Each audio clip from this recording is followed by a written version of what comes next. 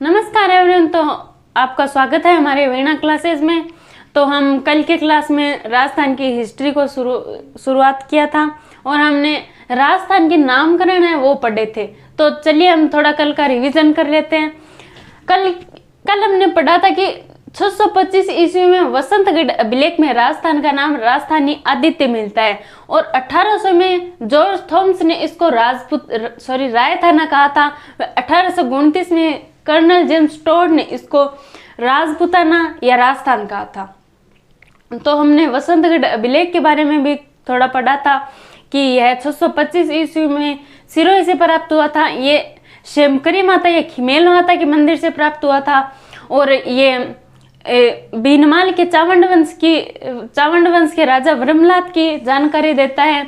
वह वर्मलात के सामंत रज्जिल व उसके पिता सत्याश्रय जो कि अरबू देश के स्वामी थे, ये सब हमने पढ़ा था। और हमने थोड़ा जॉर्ज थॉमस व कर्नल जेम्स टोड के बारे में पढ़ा था। थॉमस ये मराठों का बढ़ाइती सेनापति था और इसने उदयपुर, बीकानेर व जयपुर पर आक्रमण किए थे और ये आयरलैंड का निवासी था।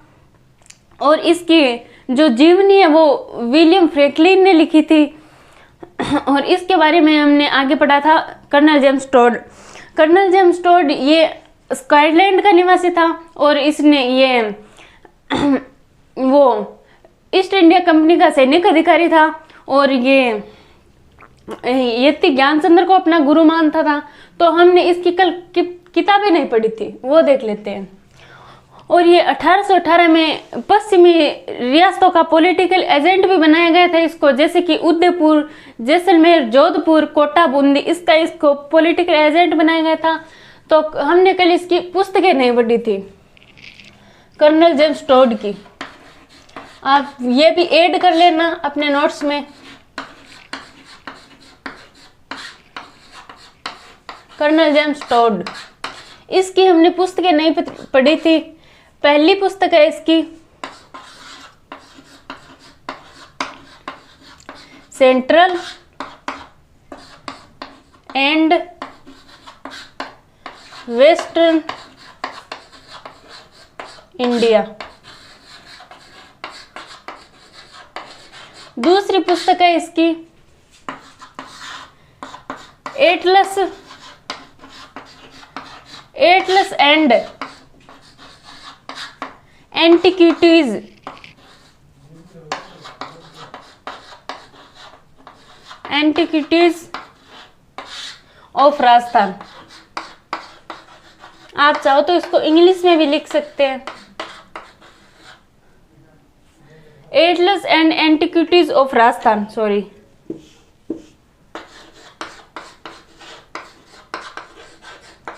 और इसी पुस्तक का एक दूसरा नाम भी है, the central and western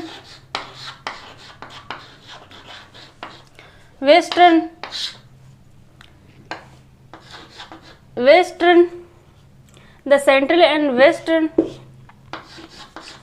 Rajput state of India.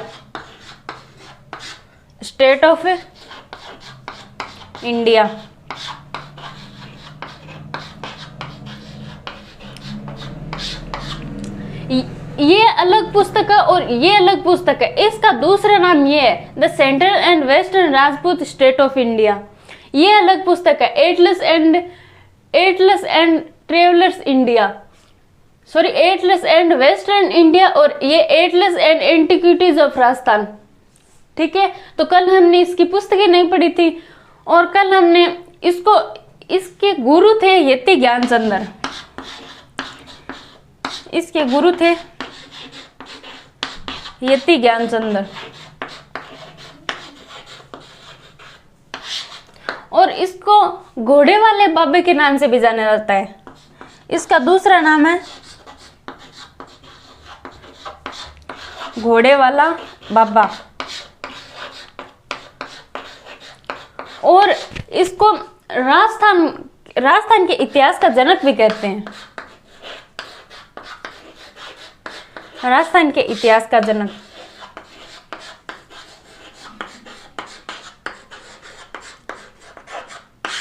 Rajasthan के इतिहास का जनक।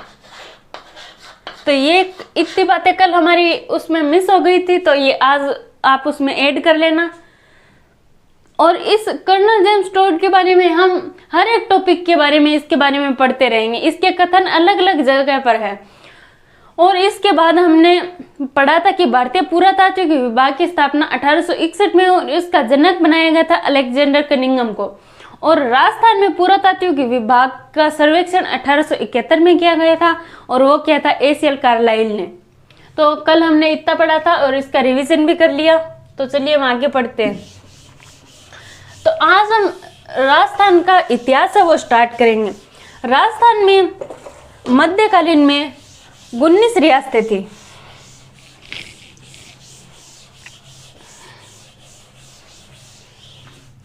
तो चलिए राजस्थान के मध्यकालीन में 19 रियासतें थी, उसके बारे में हम एक एक पढ़ेंगे। राजस्थान की सबसे बड़ी रियासत थी मेवाड़, तो हम आज मेवाड़ के बारे में पढ़ेंगे। मेवाड़, इस मेवाड़ में राजस्थान के 6 जिले आते हैं। वो कौन कौन से आते हैं? उदयपुर, प्रतापगढ़,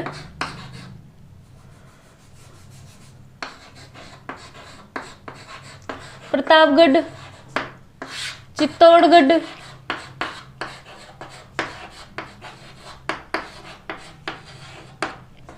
भीलवाड़ा,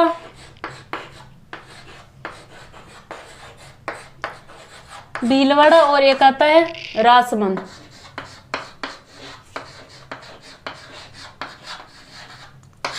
ये 6 जिले है ना, ये 6 जिले मेवाड़ में आते हैं। उदयपुर, प्रतापगढ़, चित्तौड़गढ़, भीलवाड़ा और राजसमंद, ये आपके मेवाड़ में आते हैं। ये राजस्थान की सबसे बड़ी रियासत है, सबसे बड़ी रियासत है, सबसे बड़ी रियासत।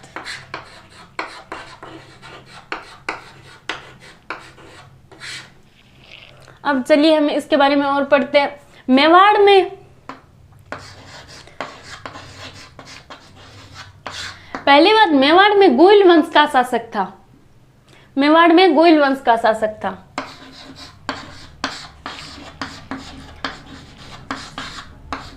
गोइल वंश का शासक था।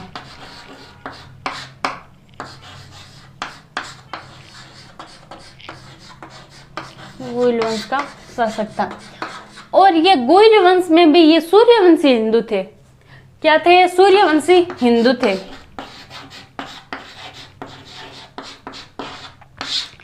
सूर्यवंशी हिंदू।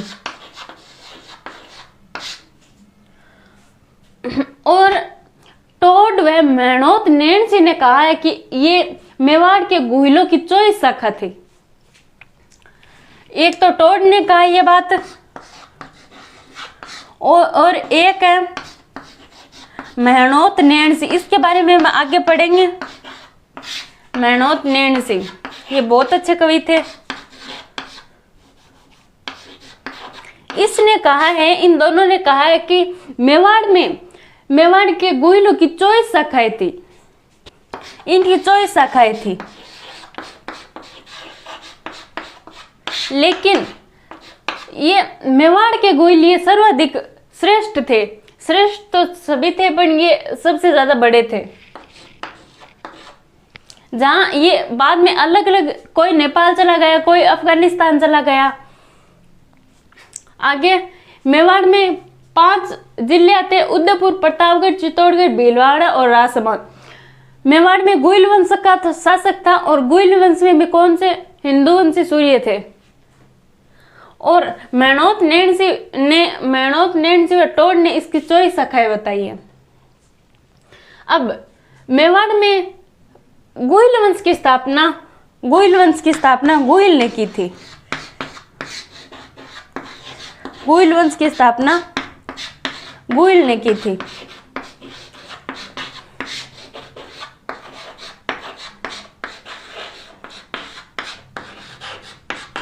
मैं वैसे लाइनें पूरी नहीं लिख रही हूँ, आप अपने नोट्स में एकदम एक एक लाइनें एडजस्ट कर लीजिए अच्छे तरीके से। मेवाड़ गोइल वंश की स्थापना गोइल ने की थी। इस गोइल के पिता का नाम क्या था? गोइल के पिता का नाम था शिलादित्य। पिता का नाम था शिलादित्य और माता का नाम था पुष्पावती।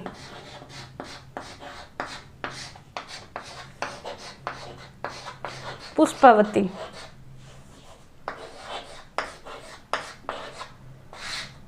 ये शिलादित्य है ना, ये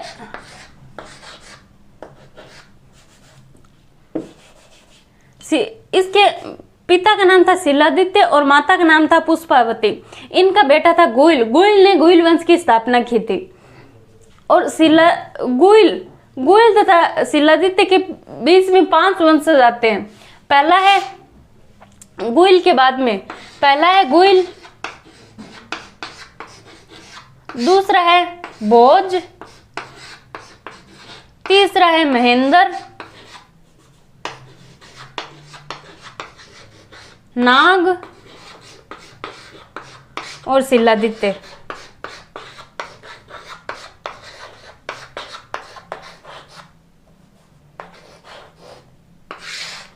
ये शिलादित्य से पहले 4 और शासक रह चुके थे। अब गौरीशंकर हीराचंद ओझा कहते हैं, एक बार मैं ऊपर वाला मिटा देती हूँ।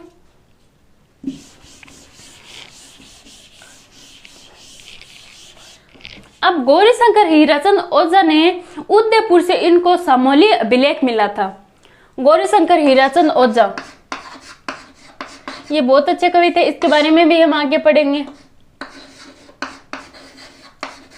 गौरीशंकर हीराचंद ओझा,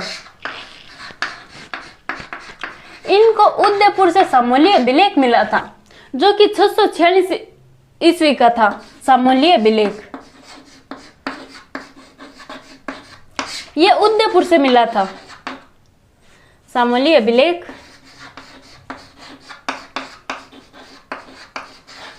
उदयपुर से। इस लाइन को पूरा लिखिए। गौरीशंकर हीराचंद ओझा को उदयपुर से सामोली अभिलेख मिला जो कि 646 ईस्वी का था। इसमें इस सामोली अभिलेख में शिलादित्य का जो शासन काल है वो 646 ईस्वी का था।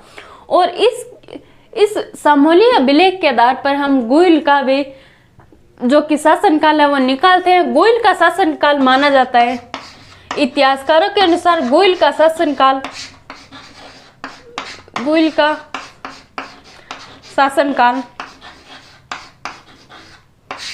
546 ईस्वी माना जाता है।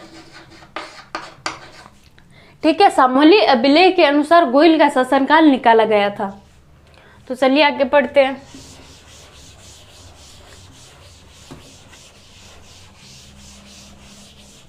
हमने क्या क्या पढ़ा? मेवाड़ में 5 जिले आते हैं: प्रतापगढ़, उदयपुर, चित्तौड़गढ़, राजसमंद और भीलवाड़ा। और मेवाड़ में गोइल वंश का शासक था। गोइल वंश की स्थापना गोइल ने की थी। और टोडगढ़ नैन जी के अनुसार इनकी 24 शाखाएं थी। जो मेवाड़ के गोइल थे वो महत्वपूर्ण थे ज्यादा। और हमने क्या पढ़ा था? गोइल के पिता का नाम शिलादित्य था, माता का नाम पुष्पावती था। और इनमें 4 जो कि वंशज वो और रह चुके थे, इसके बारे में हमने पढ़ा। और ये सामोली अभिलेख की जानकारी देता है। इस सामोली अभिलेख के आधार पर गोइल का शासनकाल निकाला गया था। और इस गोइल का कोई अलग से कोई शासनकाल दिया हुआ नहीं है, ये इतिहासकारों ने निकाला है। अब आगे हम पढ़ते हैं। इस मेवाड़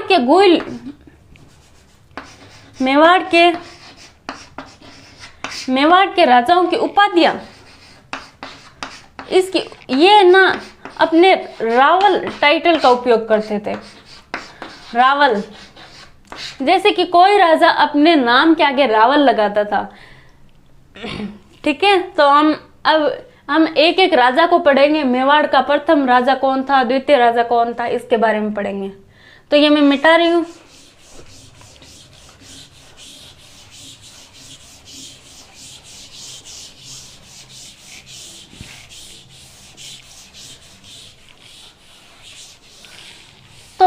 मेवाड़ का प्रथम राजा हम बप्पा रावल के बारे में हम पढ़ेंगे।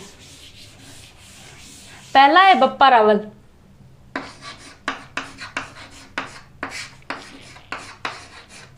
इससे हम मेवाड़ के राजाओं की स्टार्ट करेंगे। बप्पा रावल ये एक तो अपने गुरु हारित ऋषि का शिष्य था। इसके गुरु का नाम था हारित ऋषि। गुरु थे इसके हारित ऋषि।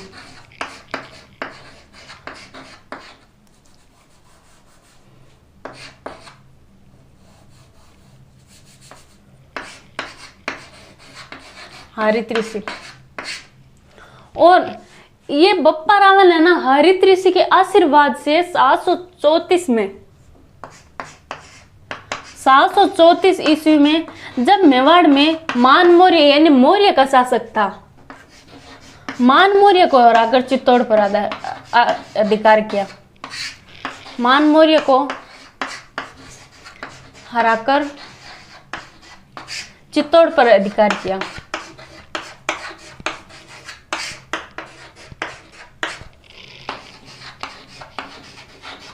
चित्तौड़ पर अधिकार किया।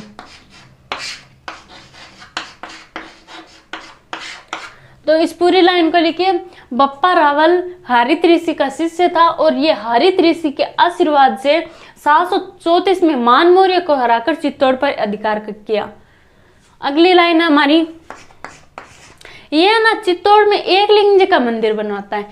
एकलिंग जी, ये एकलिंग जी के दीवान होते थे। अर्थात ये बप्पा रावल है ना, अपने नाम से शासन नहीं करते थे, ये एकलिंग जी के आशीर्वाद से शासन करते थे। तो इसने चित्तौड़ में, अगली लाइन लिखिए, चित्तौड़ में एकलिंग जी का मंदिर बनवाया। एकलिंग जी का मंदिर बनवाया।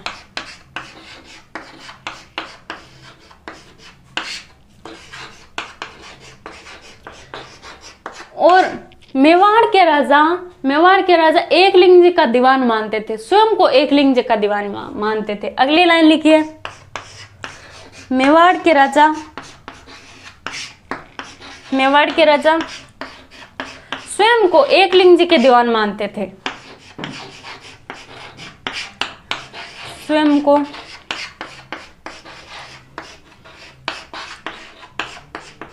एकलिंग जी के दीवान मानते थे।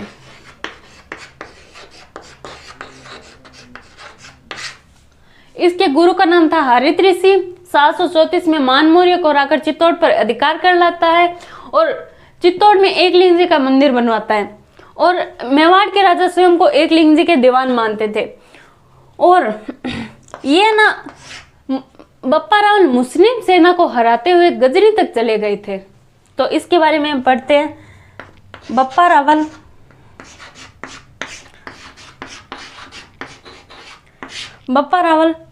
मुस्लिम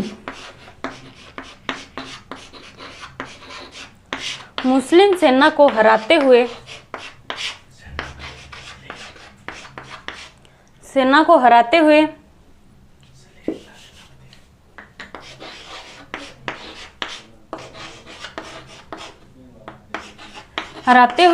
गजनी तक चले गए थे। ये गजनी अफगानिस्तान में पड़ता है।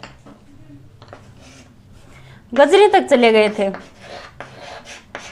गजनी अफगानिस्तान में, भाई याद रखना।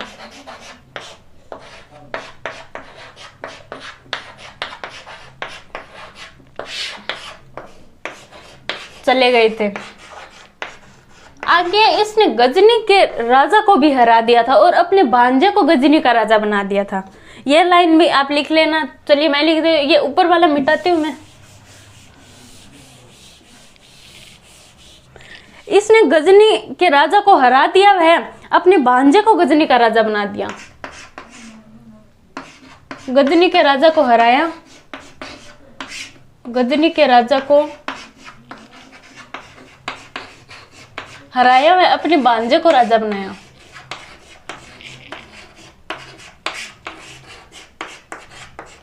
अपने भांजे को राजा बनाया।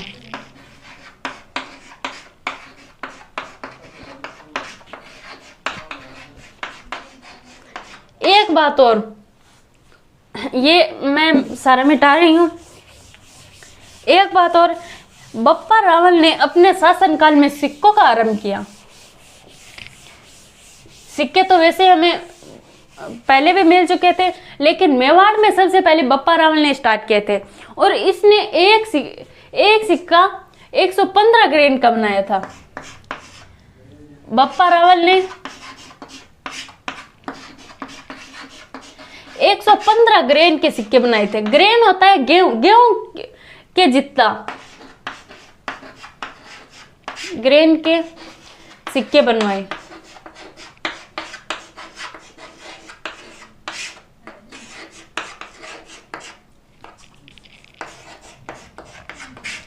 एक ग्रेन यानी कि एक गेहूं का दाना, ठीक है। गजनी के राजा को रहे, अपने भांजे को राजा बनाया। बप्पा रावल ने 115 ग्रेन के सोने के सिक्के चलाए। ये भाई सोने के हैं, सोने के सिक्के बनवाए। और एक ग्रेन का मतलब एक गेहूं का दाना। और सीवी वेदे ने इसकी तुलना चार्ल्स मार्टेल से की। चार्ल्स मार्टेल है ना, ये अंग्रेजों का कोई सेनापति है। सीवी वेदे ने इसकी तुलना चार्ल्स मार्टेल से की है।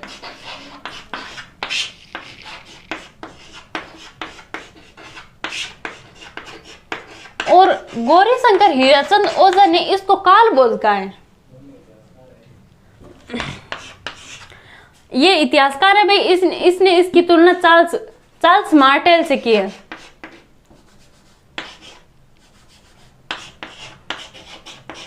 चार्ल्स मार्टेल से की है। और सीवी वेदे ने इसकी तुलना चार्ल्स मार्टेल से की। गौरीशंकर हीराचंद ओझा ने गौरीशंकर हीराचंद ओझा ने इसको कालभोज की उपाधि दी है। कालभोज। और बप्पा रावल की कई उपाधियां भी है, वो भी हम पढ़ते हैं। इनकी उपाधियां, पहला है हिंदू सूर्य, यानी ये हिंदुओं का सूर्य है।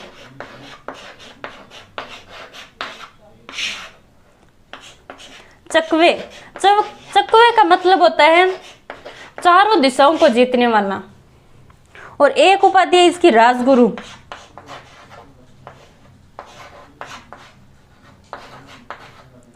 हिंदू सूर्य, राजगुरु और चकवे का मतलब होता है चारों दिशाओं को जीतने वाला। तो ये बप्पा रावल हो गया पूरा। अब हम अगले राजा की ओर बढ़ते हैं। ये आपको समझ में आ गया होगा।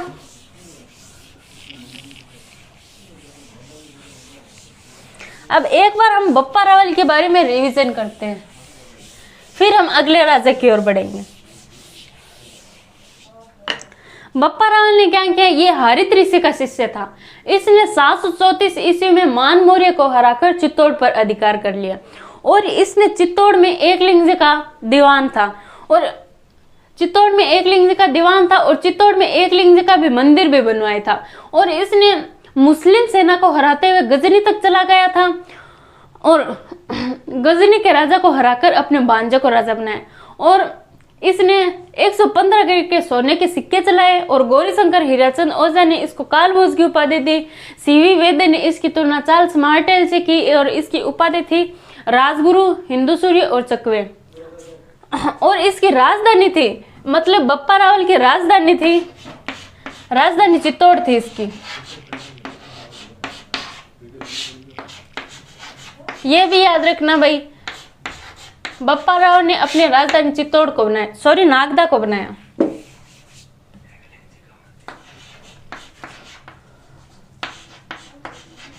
और इसने ये नागदा उदयपुर में पड़ता है। और नागदा में ही इसने एकलिंग जी का मंदिर बनवाया था। ठीक है, तो आपको ये समझ में आया होगा। तो हम अगले राजा को कल पढ़ेंगे, तो इसके लिए थैंक यू।